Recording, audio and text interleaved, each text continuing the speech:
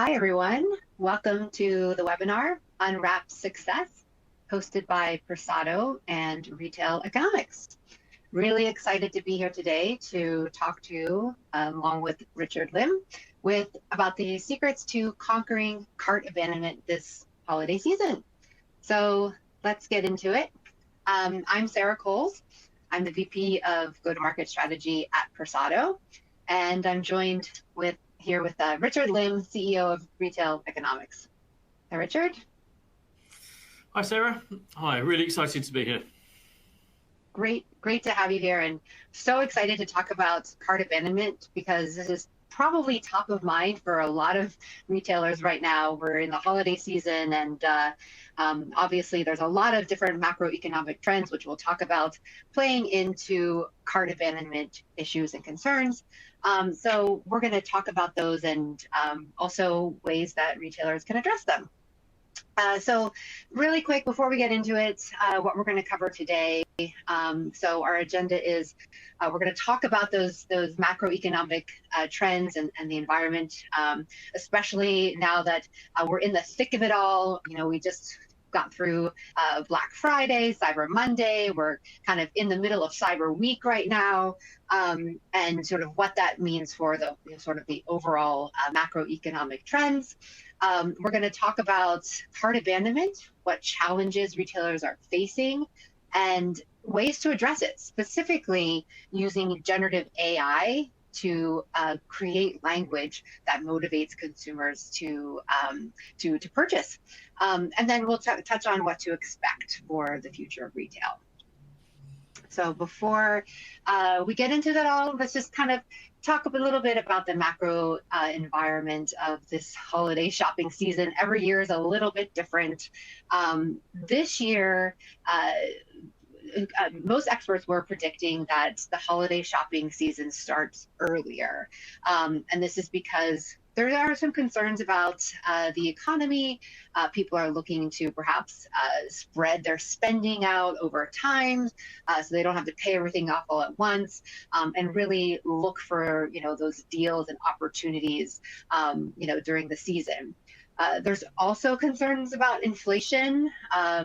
Consumers are, potentially being a little bit more cautious, maybe trading down for less expensive products or nothing at all. And then finally, personalization is a real high priority this year. Consumers don't want to just buy because they've purchased from that retailer previously. They want to feel like they're being spoken to at a personal level. I know personally, I got emails and texts from every retailer that I've done business with this year over the last few days. But the ones that really stood out to me are the ones that I felt were speaking to me as an individual, not just a mass email or mass text. So all of this change, what does that mean for us? One, it's harder to entice consumers to buy. There's more competition in terms of targeting consumers from a marketing perspective. We really need to stand out. The language needs to stand out. Engaging the consumer on the buying journey is critical. They're looking for opportunities. Where can I save? What speaks to me? So there's a whole journey process where there's opportunities to engage, but also opportunities where the consumer is going to abandon. So how can we narrow that gap? And then longer considerations, just thinking about the concerns that we were talking about earlier. Consumers may not be as likely to impulse buy. So, how can we encourage and motivate them to complete that purchase? So, Richard, I'd like to turn it over to you and talk a little bit about some of the research that you've done at Retail Economics and how this all fits into the environment that we're facing today. Yeah, thanks, Sarah. No, absolutely right, and I really concur with a lot of those views.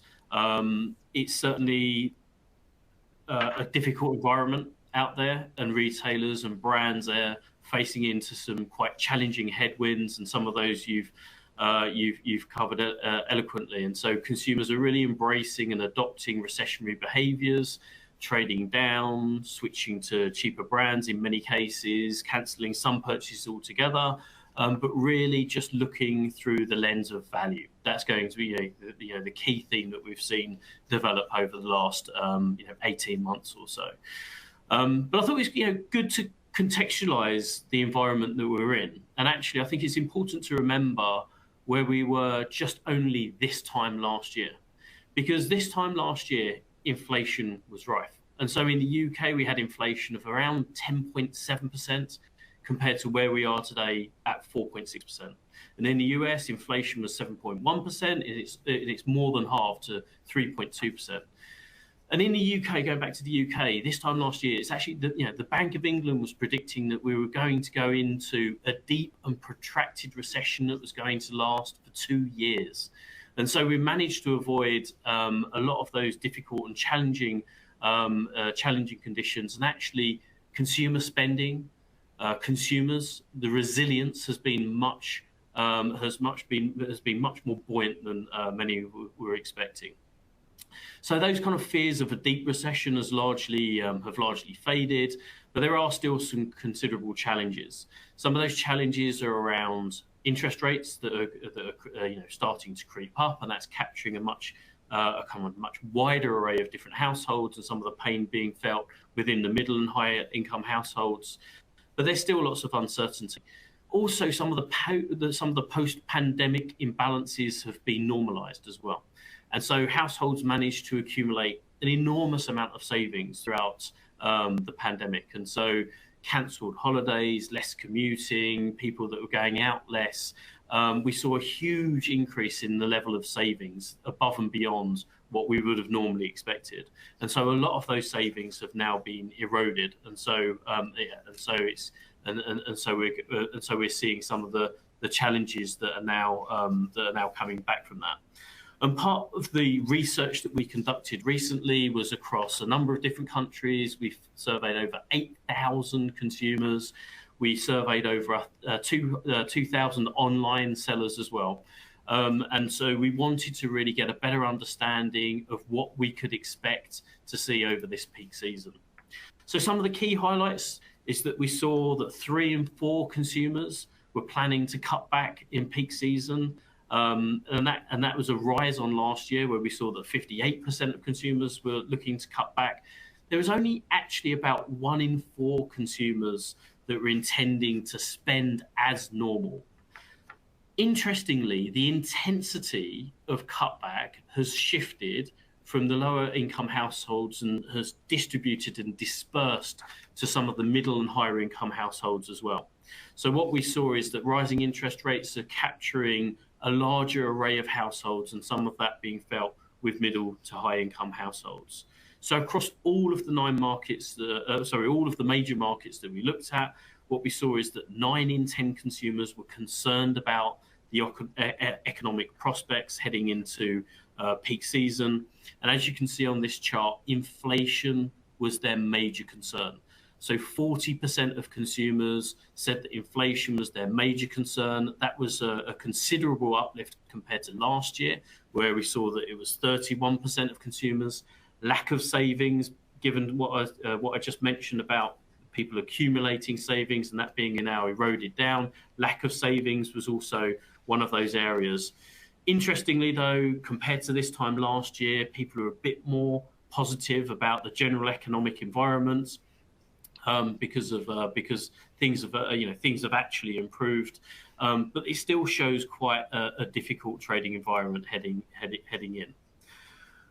We also saw a channel shift as well, though. So what our research picked up is that there's about 57% of consumers that plan to do almost all of their shopping, if not at least some of their shopping, online, and that had increased from 49% this time last year. And marketplaces being a key area that they were going to see that shift. So one of the most popular channels our research picked up is going to be marketplaces. So, for example, eBay and Amazon. But 9 in 10, almost 9 in 10, so 88% of consumers saying that they were planning to shop on marketplaces for the holiday season. Around 1 in every 2 online orders over the holiday season, consumers said they were likely to be placed on marketplaces. And it's not only kind of some of the big giants like Amazon and eBay, but also some of the smaller niche players, but fast-growing players like Etsy and Depop as well. So all in all, we see that marketplaces across the markets that we were looking at are likely to account for about over $250 billion worth of sales, and North America being one of those, of course, being one of the largest markets, accounting for almost 180 billion pounds. We also looked at the merchants as well. So, like I say, we surveyed over 2,000 merchants, and one of the questions we asked is the reasons that they thought that marketplaces were going to be so popular this year. So some of those reasons are around marketplaces providing a much broader reach across lots of consumers and a much broader base for consumers. They thought that marketplaces offered a more convenient shopper experience. It also increased. There are also some parts of the market they saw an increase in margins, and also they were able to outsource some of their logistics and fulfillment as well. In terms of consumers, what they said is that they really benefited from choice, convenience, competitive pricing, membership incentives, so like Amazon Prime as an example for cheaper delivery, and also being able to shop in a second-hand market. So the re-commerce market being an enormous area of growth within the retail sector. What we expect is that the re-commerce marketplace, the re-commerce sector is expected to grow by about 12% a year. So likely to outpace online as a single channel, and actually re-commerce is likely to double in size over the next 5 years. So it's a kind of a key area of interest, area of interest. What we also saw is that there was a bit of a difference between different types of consumers as well.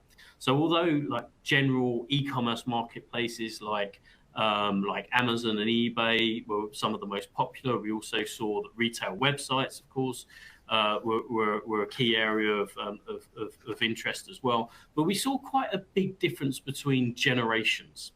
And so just to pick up on some of that, Gen Zs, for example, were going to marketplaces predominantly because they were looking for a convenient experience. So actually 42% of Gen Zs said that they were looking for convenience, and marketplaces were offering that convenience.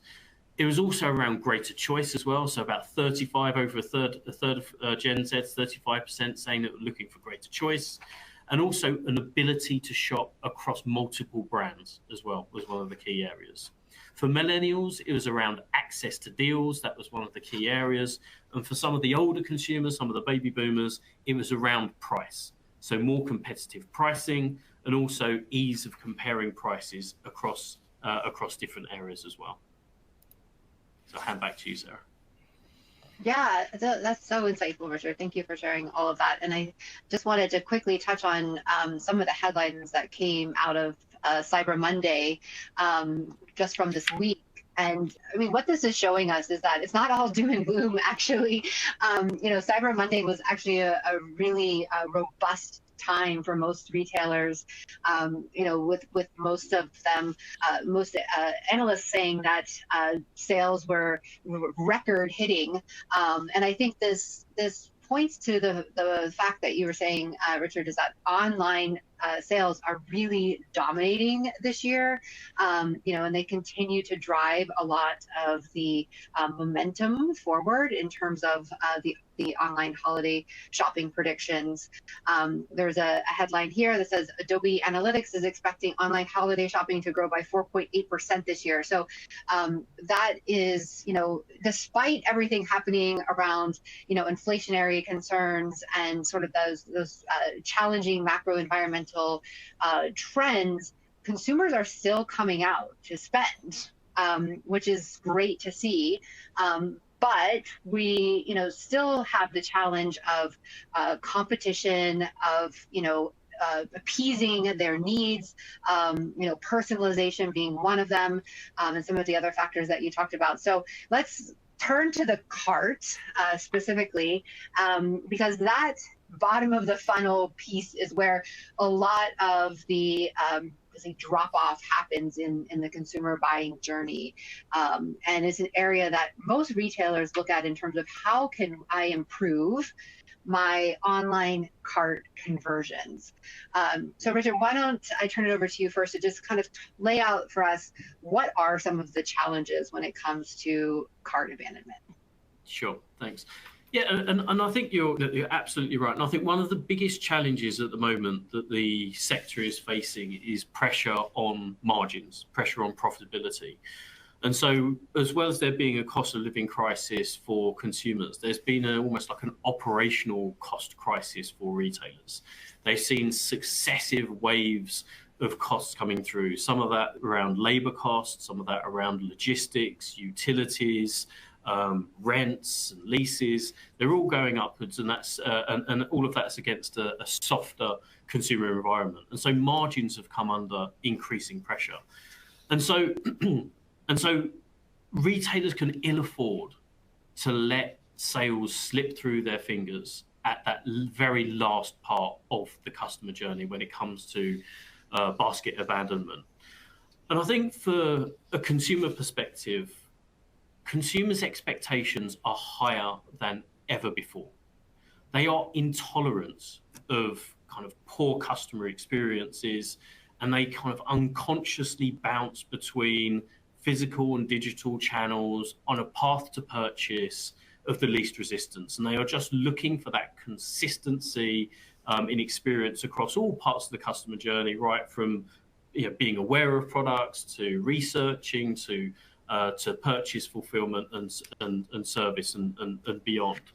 And so the role of that very final touch point in terms of before the customer purchases online has become absolutely critical to get right for retailers to be able to protect their margins.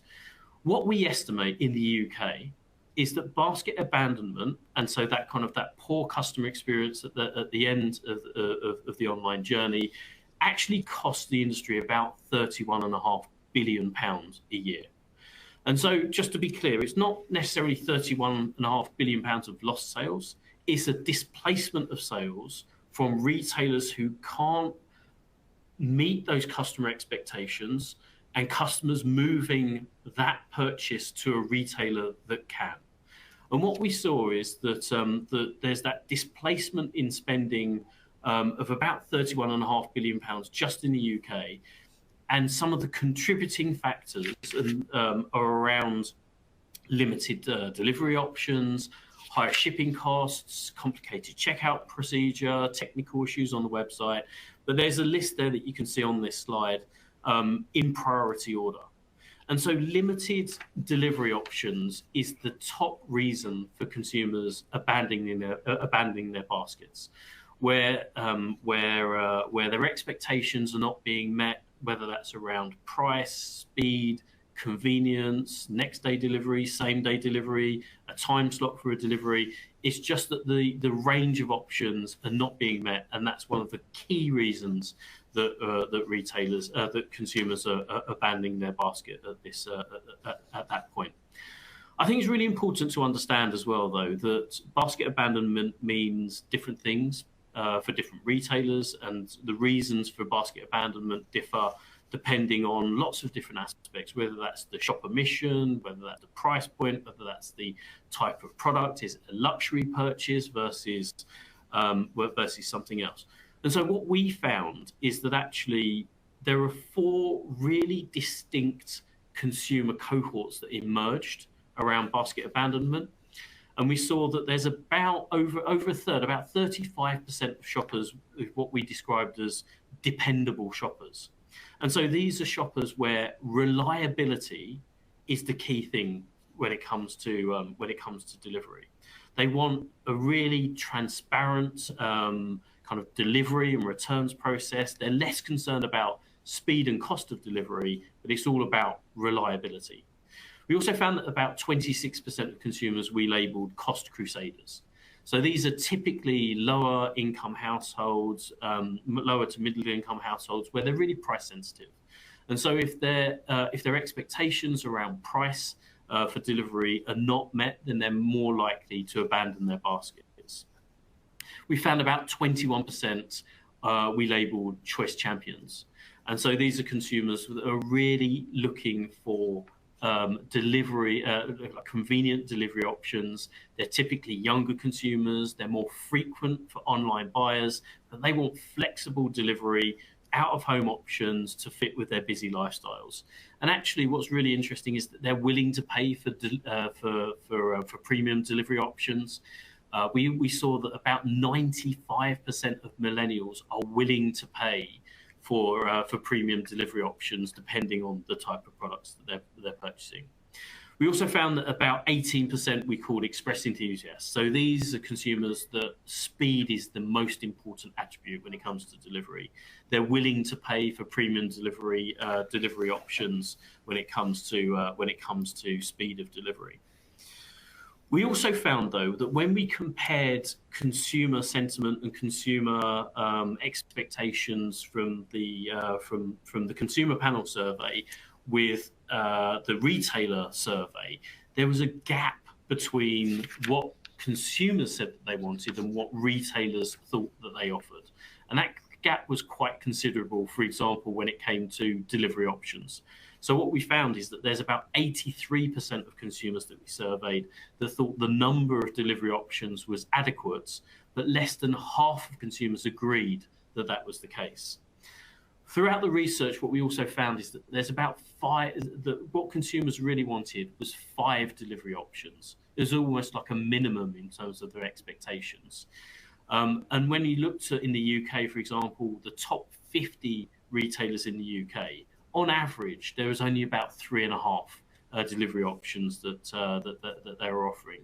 When it came to the most important delivery options, what they wanted was next day, nominated, and express delivery. So what this led to is kind of like frustration around the customer journey, frustration around that final part of the customer journey when leading to basket abandonment. And most of that was through limited delivery options, delivery costs not meeting their expectations, or speed not meeting their expectations.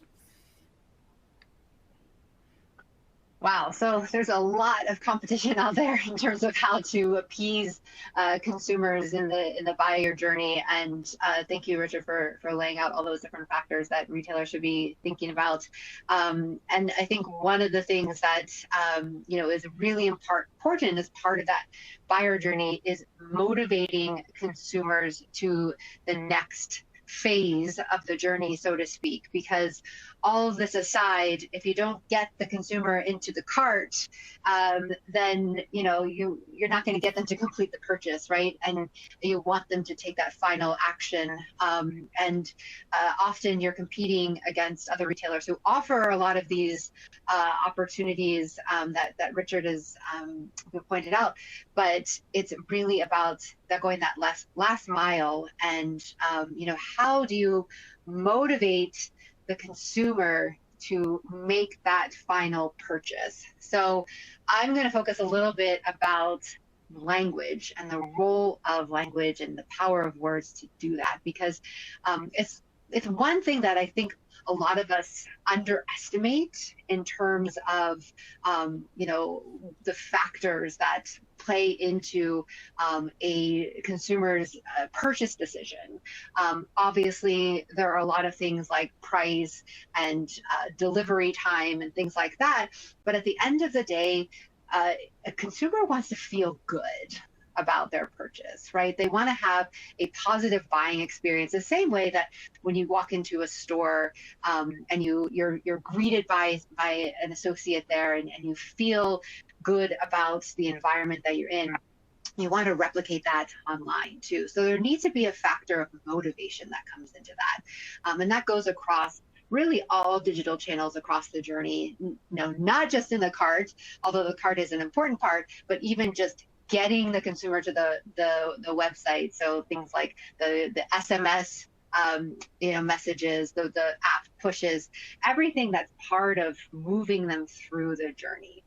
And so motivation is one of the biggest factors that can really drive those conversions in a way that maybe doesn't take a lot of heavy lifting in terms of, we have to change our pricing structure, we have to change our whole operational model to, ensure shorter delivery. This is a way that it can be done without a lot of, operational lift. I think it's important to think about when we think about motivational language is it's not all the same, right?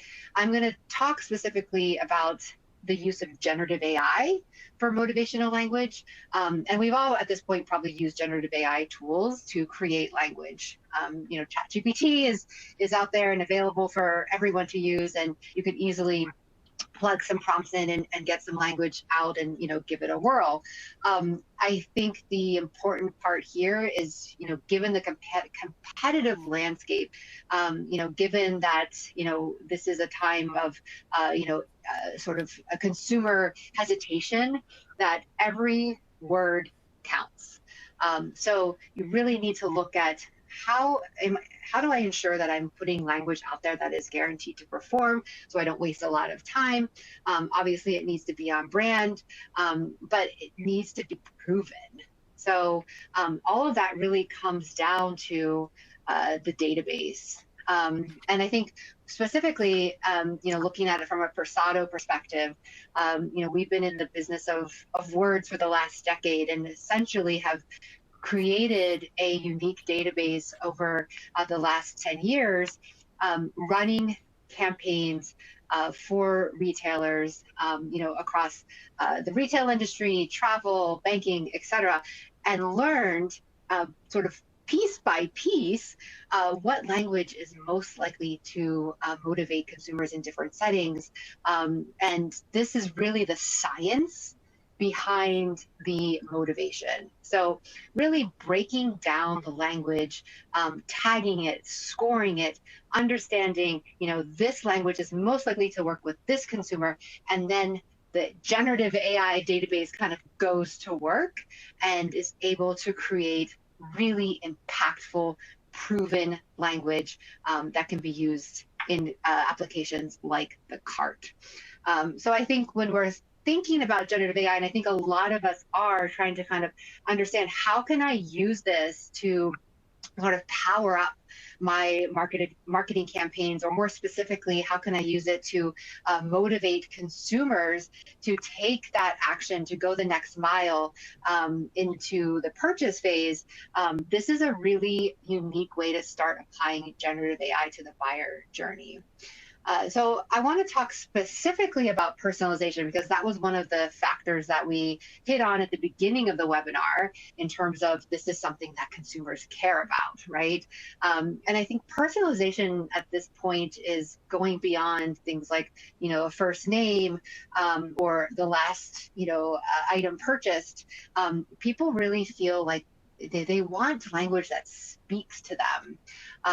I think it's important to note that almost 80% of consumers are more likely to buy if they feel like they have a personalized experience.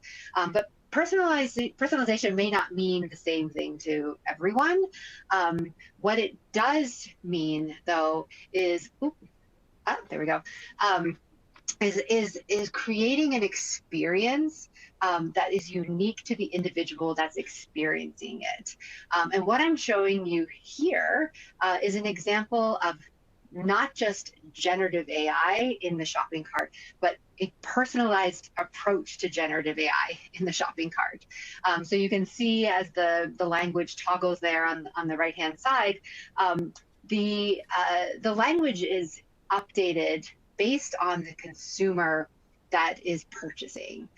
So this is something that Persado has created through the use of an adaptive algorithm that essentially learns based on online consumer behavior, what language is most likely to create response from the individual that is currently shopping. So what that means is, based on your, browser history, your device type, different factors, the algorithm learns you are this kind of person, and this is the kind of language that is most likely to motivate you to purchase. On top of that, the generative AI is creating language that's motivating at the same time. So you can see the language that's in there is specifically selected to motivate that individual. This helps reinforce purchase decisions and create an experience for the consumer that feels good and it feels personalized to them. It's a much more humanistic approach. And I think if we all take a look at our current shopping cart language, probably going to see something on the left-hand side that says something like your cart at the top of the page. And this is, typical across the industry, but probably not something that is motivating, especially at that really critical last mile, bottom of the funnel, where, the consumer is kind of hesitating. Right. I think we can all speak to experience when we're shopping online. By the time we get to the cart, we're looking a little bit more closely. We're like, do I really want that? Or I could put that back, save that for later. And so language that's kind of encouraging us and motivating us and keeping us going could be the difference to actually clicking that purchase. And we have seen with the application of a product like this in the cart, the reduction of abandonment rate in the range of 3 to 5%, which is huge. It can translate to millions and millions of dollars.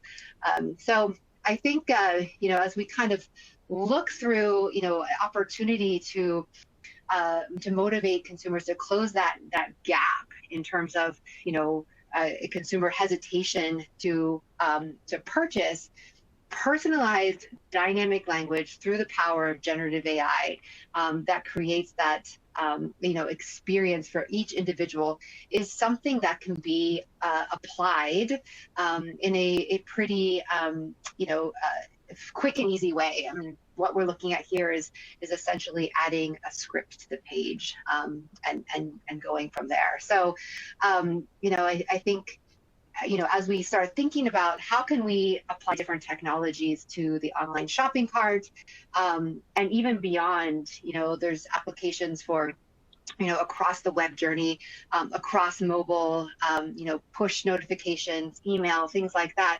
that can create this experience that will really motivate consumers. And there are things that we as marketers can start doing and thinking about today, beyond some of the more operational considerations that obviously, should be considered, but may not be as fast of a change that could be implemented. So I just want to go through a couple of real life case studies here that are really exciting to talk about in terms of, when we apply a personalized language experience in the cart, we can start seeing those results really, really quickly. I mentioned that it's, the simple addition of a script on a page. This was a retailer that Versado worked with that saw a increase in revenue of about 4% in a period of several weeks. So, it just goes to show that making a simple change like a personalized language experience, something that motivates consumers, can really make a huge impact. And this was another retailer that we worked with in the UK, 1% revenue lift, but the impact of 1% actually translates to over $13 million. So, when we think about 1% revenue lift, based on the volume of sales, that can be a significant opportunity and a significant, revenue lift for many retailers. And it's a really simple change. So, before we kind of close out, Richard, I just want to note that we do have the opportunity for our viewers to ask questions. So please, think about any questions that you want to ask Richard and I as we start to close. We'd be more than happy to dig into any of the other, topics that we've discussed today in further detail. So Richard, I'm going to turn it over to you to tell us about the future. So we're all waiting with bated breath. Thanks, Sarah. Look, that was all like super fascinating, and I think that it really goes to show that there are just so many different aspects to retail. It's a kind of a complex business, but as my chairman say, who's on board of many different retailers, retail is detail, and it's kind of like understanding those different nuances in the customer journey is so important. And while you've got all of that going on, in terms of a future gaze, we also think about this slide maps out some of the other areas that we're thinking about. So there's actually like 40 trends within retail that we're looking at, that we're monitoring, that we think are kind of important for our clients to at least have on their radar. I think for me, in terms of top of mind and the kinds of conversations that I'm having with my clients, and it's already been mentioned many times already. Gen AI is, of course, one of the buzzwords at the moment. I think what makes it so different in terms of some of the other things that we might have discussed kind of last year or the year before around the metaverse or around kind of the impact of blockchain or NFTs and some of these other areas is that in my view, Gen AI is solving some real pain points for retailers. And so retailers are looking at the pain points within their operations, or looking at the pain points for consumers that are going through that customer journey, and they are looking at how they can apply Gen AI to solve those pain points. And I think we've seen some really interesting use cases of Gen AI, whether that's around language and tweaking language that Sarah's already covered, but some of the other areas that I've seen around better demand forecasting, around using AI camera technology to boost compliance around planograms and things like that, so shelf displays, using AI to really understand the intricacies of customers and using it to have better customer segmentation, so moving away from kind of like simple models of customer segmentation to almost moving towards a segmentation of one, looking at lots of different attributes to try to nudge consumers into the next best action that can really enhance lifetime value of customers. But what we see is Gen AI solving so many of those pain points for retailers that I think it's going to be a huge area. Another area that we touched on before was around re-commerce and sustainability. I think again this is another really interesting area. There's lots of pressure, lots of momentum on retailers and brands to do the right thing, to have credible plans around net zero, a credible plan towards a reduction in carbon emissions that are around science-based targets. There's pressure from consumers that want to look at their brands, their favored brands, to be doing the right thing in this kind of area. There's increased kind of scrutiny around carbon emissions, the measurement of carbon emissions, and what retailers are doing in terms of reducing their carbon emissions, and also from the finance sector in terms of green financing. So there's going to be lots of pressure around sustainability that just isn't going to go away in the next few years, and of course over the next decade as we transition towards a lower carbon economy. And then I think the third area is around, I call it kind of like omni-channel in general.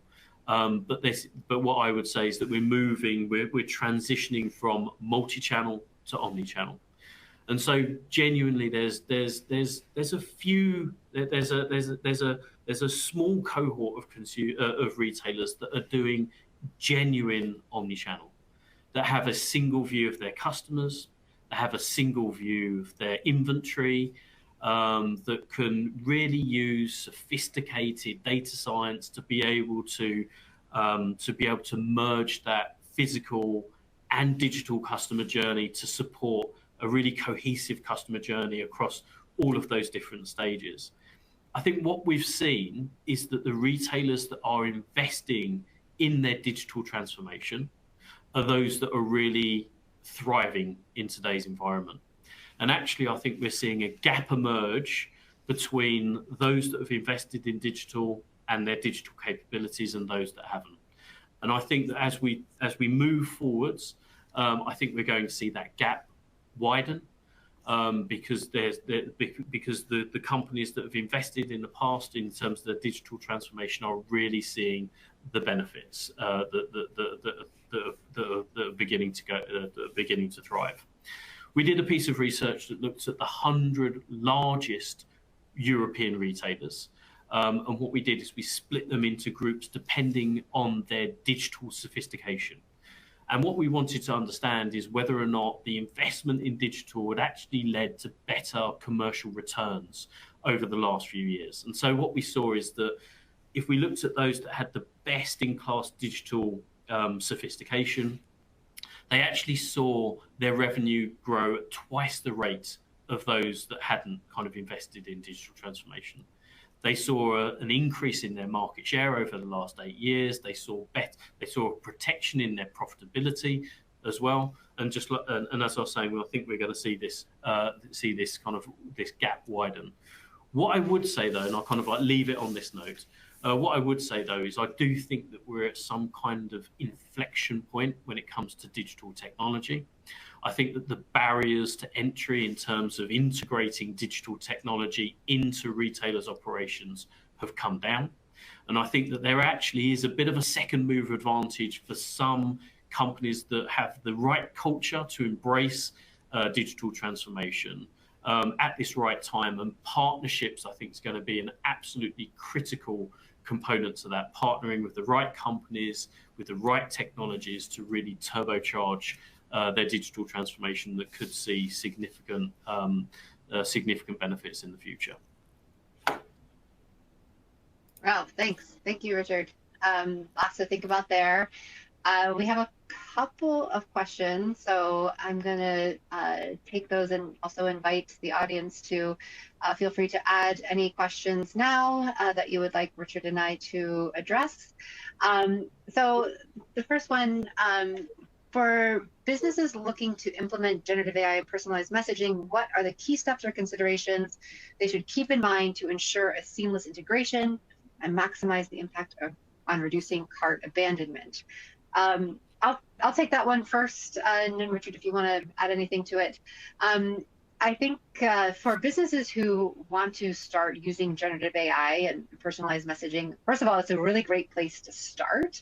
When you think about the whole generative AI landscape, there's sometimes it's overwhelming. You know, where do I begin? I think language is a really nice place to start because you're essentially creating an experience through language throughout the entire customer journey. Now, there's a couple of things that you want to consider because generative AI has become almost like a mass market product at this point. So it's really important to look at the database where the generative AI tool is pulling the language from, because yes, you can create language, you can use generative AI for multiple purposes, but if you're using sort of a generic database, you're not going to reap the benefits of language that is really proven to motivate consumers. So that's one. I think the other thing to note is that generative AI is a learning model. It's going to learn more the more you use it. The more that it can learn, what works for your customers, what is going to drive more conversions across different audience groups. So you do have to kind of give it an opportunity to test and learn a little bit. There's going to be, a period of time where the model is going to go through that learning phase, and it's going to continue to learn.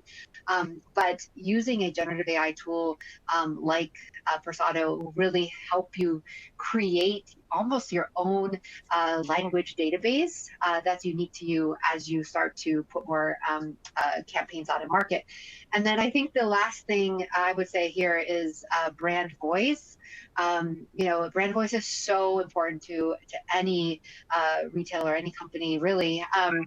And so finding a platform that can bring your brand voice out into the language that it creates. And obviously, the more input that you give it, the better the output. But ensuring that you're using a platform that can generate language that really is unique to you, that speaks in your brand voice, and really connects with the customer in a way that lets it feel your brand. So that would be my response to that. I don't know, Richard, if you want to add anything there. Yeah, sure. I think it's really important for retailers and brands to understand where they are in the journey of their digital transformation. And so implementing something like Gen AI really depends on the sophistication of the retailer, how much data they have about their customers, their ambitions around trying to have a truly kind of omni-channel customer journey, or even kind of like unified customer journey that bounces across all different channels, depending on where they sit in the market, how sophisticated they are in terms of their digital proposition, where how they're using their stores and how they value their stores in potentially a different way. And so kind of all of that in the mix across the industry shows a really uneven picture of where retailers are on that kind of their part of their digital transformation.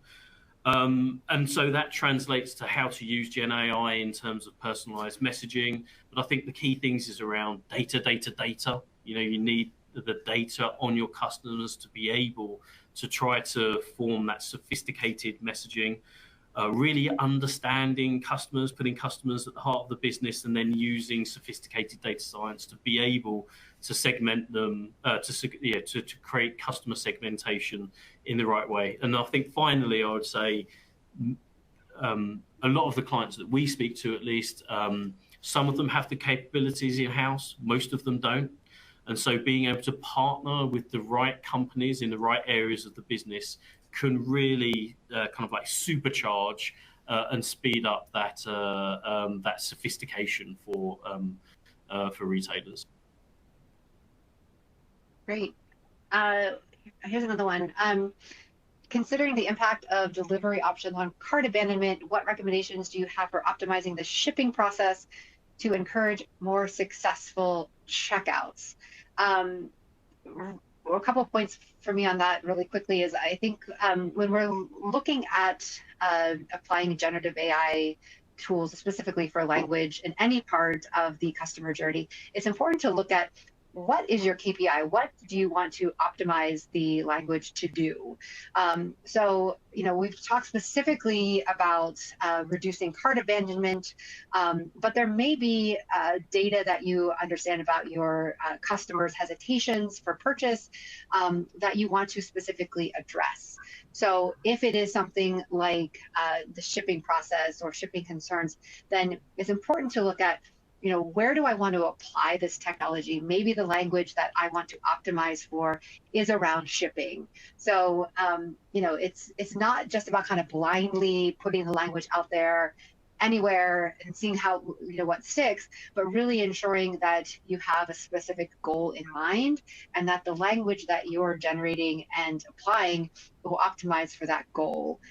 So, if it is shipping, let's create language that motivates consumers to overcome shipping concerns.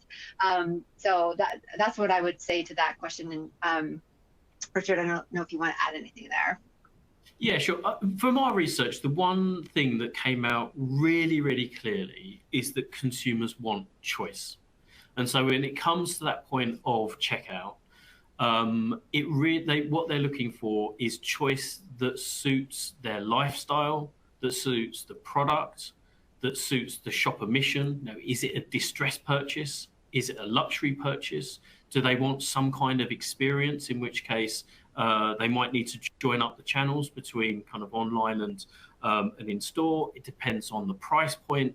But really going back to understanding the customer and offering them the right choice for the right part of the market, for the right shopper mission, is absolutely critical. And so someone that lives in a kind of a house in the suburbs, wants very different options compared to a student that's on a university campus. Or in the UK, for example, there's less than 50% of consumers that can receive an online order at work. And so kind of like during those work hours, they might want time delivery slots, or they might want to have their online delivered to a locker that's near their place of work, or a locker that's on their way home from the train station or something like that. So the one clear thing that we saw is choice, and that depends on lots of different aspects. Yeah, for sure. Choice is a big part of what we're seeing from that macro environmental trend perspective, and just we're all sort of fighting for consumer share of bag, so to speak. We have one more question, which is, can you share insights into the relationship between brand loyalty and cart abandonment? So I think this kind of goes back to a couple things. One is, ensuring that you're generating language that is on brand, and very often in the cart, the language that is in the cart is, forget even being on brand, it's really static and uninspiring. So, I think taking a hard look at, how are you looking at your bottom of the funnel, your online cart experience from a consumer's lens, and is it evoking that brand experience that you've probably invested so hard in through the top of the funnel and the buyer journey at the top? So, making sure that brand voice and that brand experience is carried through from acquisition to checkout.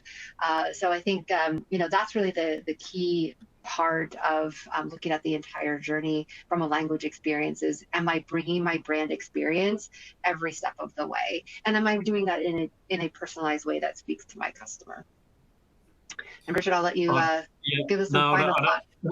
I absolutely agree with that. It's that consistency of brand experience across different stages of the customer journey, whether that's online, whether that's in store, and even kind of moving to have a more digital environment in store, again, to support that cohesive customer journey and brand experience across all elements.